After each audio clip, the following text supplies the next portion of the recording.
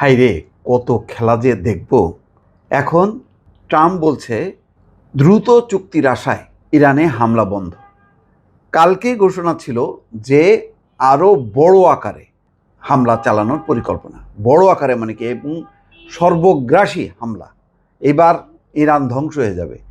আর ইরানও বলছিল যে তুমি যদি হামলা করো তাহলে ইসরায়েল আমেরিকা কাউরে ছাড়বো না আমি।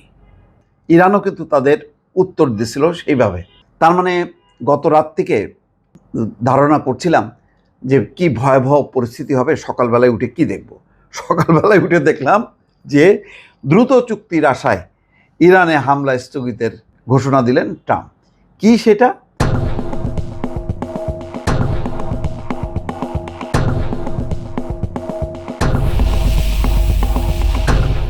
বলা হচ্ছে যে ওই হরমুজ প্রণালীতে কোনো রকম বাধা ছাড়াই চলাচল করতে পারবে জাহাজগুলো।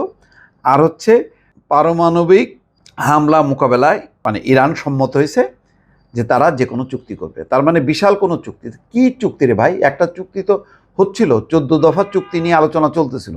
আবার কি চুক্তি? চুক্তির পরে চুক্তি। আসলে এগুলি হলো সব নাটক, কোনো কিছুই না। এখানে হচ্ছে শক্তির খেলা, কে শক্তিতে টিকে থাকবে। আর এই শক্তি, অস্ত্রের শক্তি, মনস্তাত্ত্বিক যুদ্ধ, মানে কার কে কত ধৈর্য রেখে, সাহস রেখে হামলা করতে পারবে অথবা মোকাবেলা করতে পারবে, সহ্য করতে পারবে।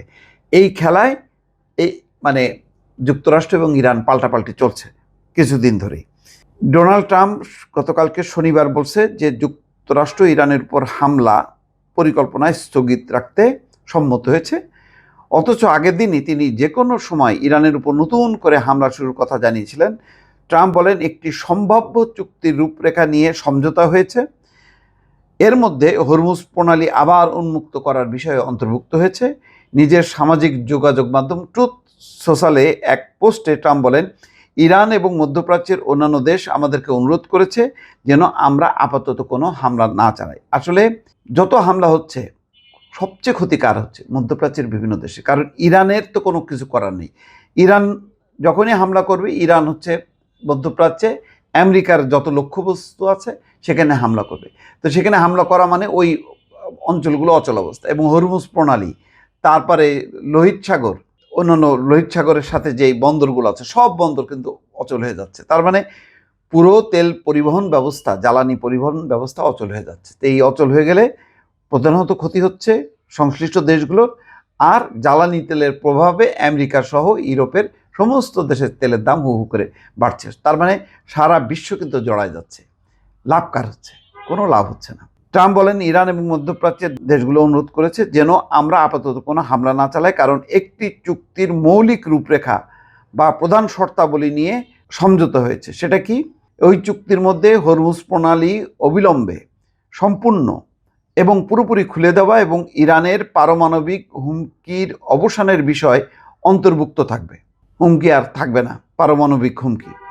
ইরানের বিরুদ্ধে পদক্ষেপ নিতে যুক্তরাষ্ট্র সম্পূর্ণ প্রস্তুত এবং হামলা চালানোর জন্য তৈরি ছিল বলেও দাবি করেন ট্রাম্প। বলেন, তবে দ্রুত একটা চুক্তিতে পৌঁছানো সম্ভব হওয়ার শর্তে হামলা স্থগিত করতে তিনি সম্মত হয়েছেন। এই হলো পরিস্থিতি। তার মানে বোঝেন, সর্বশেষ হামলাটা কিন্তু করছিল জর্ডানে হঠাৎ করেই ইরান। কারণ 5 দিন না 6 দিন বন্ধ ছিল মাঝখানে, 13 দিন টানা হামলা করার পর 5-6 দিন বন্ধ ছিল। তারপরে হঠাৎ করে হামলা করে হচ্ছে জর্ডানে আমেরিকার লোক। তখন আমেরিকা খেপে যায় এবং বলছে যে তারা পূর্ণাঙ্গ যুদ্ধ অর্থাৎ এবং ভয়াবহ হামলা চালাবে। সেই জায়গা থেকে এখন আবার তারা ফিরে আসলো। আসলে যেটা হচ্ছে, আমেরিকা উপরে উপরে হুমকি দামকি এটা সেটা নানান রকম কিছু করতেছে। আমেরিকার ওই অবস্থা এখন আর নাই। তার যে হামলা করতে করতে যে পরিমাণ ব্যয়বহুল করে ফেলছে এবং যে পরিমাণ রসদ তারা খরচ করে ফেলছে, এখন একটু দম নেওয়া ছাড়া কোনো উপায় নেই। এইটা হবে না, কারণ ইসরায়েলও কথা শুনবে না, ইসরায়েলকেও মানবে না, ইসরায়েলের উপর তারা হামলাও করবে না, এবং ইরান এটা যতক্ষণ আছে এটা মেনে নেবে না। এবং মধ্যপ্রাচ্যের অন্যান্য দেশগুলো এখন আর আমেরিকাকে বিশ্বাসও করে না। খেয়াল করেন, এইসব সমঝোতার মধ্য দিয়ে কিন্তু পাকিস্তান হাওয়া, এখন আর পাকিস্তান নেই, বলতেছে মধ্যপ্রাচ্যের অন্যান্য দেশগুলো। তার মানে এখন মানে আমেরিকা ডাইরেক্ট হয়ে গেছে। মধ্যপ্রাচ্যের দেশগুলোই এখন যেহেতু আক্রান্ত প্রধানত তারা, সুতরাং তারাই এখন বলতেছে, ভাই তুমি তোমার হ্যাডামগিরি আমরা দেখছি। ট্রাম্পকে বলতেছে তো তুমি আর হামলা করতে যাও না, তুমি হামলা করলে ক্ষতি হবে আমরা বেশি। এই হচ্ছে পরিস্থিতি দর্শক।